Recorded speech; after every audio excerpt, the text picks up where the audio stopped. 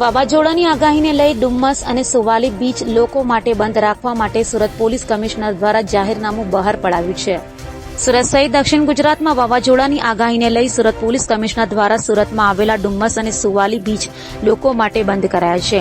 આગામી દિવસોમાં વાવાઝોડાના કારણે ભારે પવન ફૂંકાવાનો છે, જેને લઈ પોલીસ કમિશનરે જાહેરનામું બહાર પાડ્યું છે, જેમાં 1 થી 7 જૂન સુધી ડુમ્મસ બીચ અને સુવાલી બીચ વિસ્તારમાં લોકો માટે પ્રતિબંધ મૂકવામાં આવ્યો છે। તે ઉપરાંત દરિયામાં માછીમારોને નહીં જવા માટે કહેવામાં આવ્યું છે।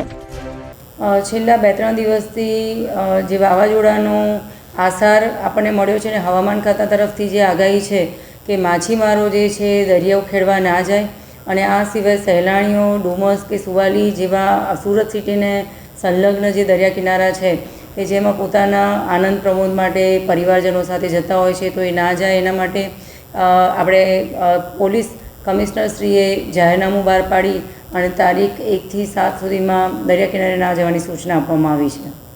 ચોક્કસ વેકેશન હોવાના લીધે બાળકો સાથે પરિવારજનો સ્વાભાવિક રીતે દરિયા કિનારે જતા હોય છે અને ઘણો મોટો વિસ્તાર આમાં આવરી લેવામાં આવ્યો છે।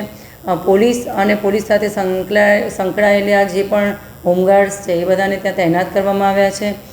નાના નાના જે લોકો ટેમ્પરરી સ્ટ્રક્ચર બનાવી અને પોતાની રોજીરોટી કમાવા માટે આવતા હોય છે એમને પણ ખસેડી લેવામાં આવ્યા છે, અને હાલમાં ત્યાં પેટ્રોલિંગ ચાલુ છે, જેથી કોઈ ત્યાં નાહવા માટે ના જાય અને એમને કોઈ નુકસાન ના થાય।